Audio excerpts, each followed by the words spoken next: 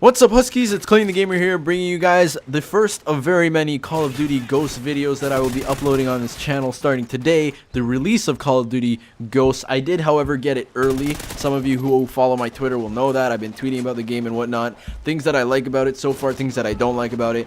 If you didn't know already, though, when you get the Call of Duty games early, the servers only go up the Friday before the game comes out. So I didn't get too much time to play the game, although I have played it a little bit. And so far, from what I'm thinking, for you guys going into it at least, I'm saying that the assault rifles are probably the best things to go with. The maps are freaking gigantic, so they're going to be very camp heavy. This game is very camp orientated.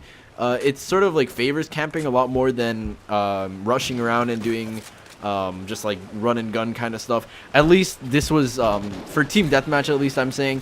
Of course, in game modes like domination, kill confirmed and whatnot, you're gonna want to run around a lot more. But and I don't mean, when I say camping, I don't mean like hide in a corner or anything. Like sort of secure an area, and even that's kind of hard, securing one area, just because like many buildings in the game have like 50 freaking windows that you can jump into, like 3 ladders. There's always like another way to get into a building if someone has it guarded with like a claymore or something.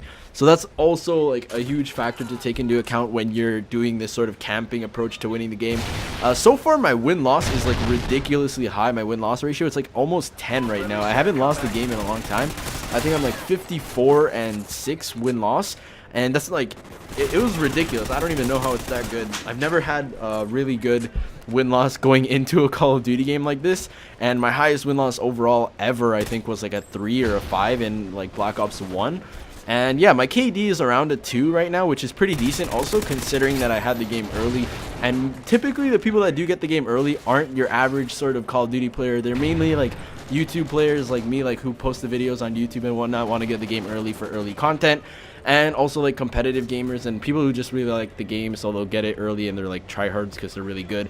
I will say something about the maps also, that I don't like them, just because right now there is no 9v9 game mode, so there's no ground war or anything. So all these maps are way too big for the game type right now, because it's only 6v6 right now on all the maps. So you'll spend a lot more time, I find, running around trying to find people than actually like in the gunfights killing them. The spawn system unfortunately hasn't changed. You still spawn behind people. People will spawn in front of you. It's weird. It's like sometimes a guy will like spawn behind you, you'll die, but then you'll spawn right beside where you died from, and then you'll just kill him. So it's kind of cool like that, although I still think it's really bad, the spawn system in general. But yeah, the 9v9 game modes are apparently coming out with the PS4 and Xbox One release of the game, so that's kind of a good thing too to look forward to. I think this game is actually probably the best Call of Duty as far as menu lag, because there's no menu lag at all. I think it has partially to do with how in the other Call of Duty games, or the most recent ones for the matter, Black Ops 2 and I think MW3 used to say like little facts like this person on your friends list has this many kills and whatnot. They got rid of all of that stuff, so I think that got rid of a huge portion of the menu lag. There's literally no lag now. You can like go from the extinction game mode to campaign to multiplayer all in like a minute, which is really good. And I thought it was probably the best thing ever, since I haven't seen a Call of Duty that runs so smoothly lately, or in ever, I think. And I think it's mainly because these are made for the new systems or the new consoles, so that's probably why it does navigate a lot more smoothly. But yeah, that's one thing to say about the menus. That's a good thing, I guess. Also, I want to mention the extinction game mode is very boring in my opinion. You're just killing aliens, and it's not like zombies at all. Zombies has like a much more appealing aspect to it, just because you like buy guns constantly, you get random guns and whatnot. But this is kind of like the MW3 survival mode, where you just sort of buy equipment every round, buy more equipment, and you don't really go anywhere. It's kind of like zombies too, but I don't know, there's just something that Treyarch does with zombies games that are so much better than what Infinity Ward tries to imitate with like survival and this extinction thing.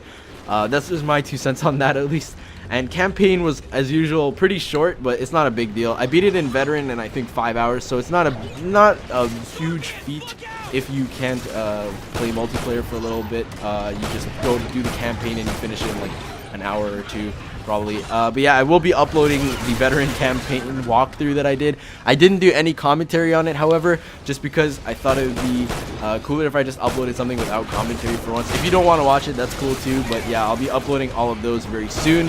My favorite guns going into multiplayer at first, to give you guys some sort of advice, my favorite SMG was the Bison at first, and the Vector is also really good, surprisingly. The best two assault rifles, at least I like to think so right now, are the Honey Badger and the AK-12. They all have weird names, I know, but if you've already heard of the names of these, it's kind of like redundant to you anyways. But yeah, it's kind of funny, like Honey Badger and like the Bison and stuff. Those are all weird names for guns. But yeah, those are my favorite ones so far. So the Bison, the Honey Badger, the Vector, and the AK-12, those are really good. If you run any of them with silencer and grip, it's like beastly, especially with the AK-12 and the Honey Badger. Also, I wanted to mention the K.E.M strike, aka the nuke or the Moab for this game. You can actually get them in care packages now. You can't actually just like throw a care package after you get a 4 kill streak anymore though. The only way to get care packages is if you complete these things called field orders, where like a random task will pop up after you pick up this like briefcase that holds the field orders, and then once you complete the task you get a care package, and then you have like whatever amount of chance of getting the K.E.M strike or something else. My friend Matthew actually got the K.E.M strike in a care package, so there'll be a video of that in the background here if you guys want to see it. Also, the specialist bonus kill streak thing, or the specialist set of streaks, what they did with that now is that you get all the perks, I think, at 12 kills now. I think it used to be at 8, which was really good for getting Moabs in MW3, but now it might be a little bit harder just because 12 kills does take a little while. I think my highest kill streak in this game has been 16 with just my gun, but with like kill streaks and like air support when I was like 25, I think. I got like the Helo helicopter support, Helo pilot, that's what it's called. It was like really good. It's like the chopper gunner. If you can get that, if you can get the high kill streaks, I would really recommend running the Helo pilot. That's a really good streak because you can like pilot it, you can use flares to like keep people from shooting you down, and you can constantly shoot at the ground and stuff. It's really great. Sound whoring, I want to mention also, is really easy in this game. You can hear footsteps from miles away. This is like back in CoD 4 where you could hear people from like parking lots. Like you'll be like in one like apartment building, and then there's a parking lot downstairs like 5 floors away, and then you can hear them, and it's crazy. So I really like that. Dead silence is definitely a favorite perk of mine right now, although there is another perk that sort of like neutralizes dead silence where you can hear people with dead silence, so that's kind of dumb in my opinion. I think they should have just left it with dead silence, but that's just my opinion. It doesn't really matter to me though. I also want to mention it takes a really long time to level up. I'm only level 20 something after playing the game for about 7 or 8 hours, and normally in 7 or 8 hours in CoD 4 I remember I got to level 55, which was the cap at I think 11 hours. So to put it into consideration, I'm halfway to level 55, and I've played for like half the time already, which is sort of, or more than half the time already. So it's kind of like, it's going to take a long time. Plus there's double XP next weekend though, so that's kind of a good thing.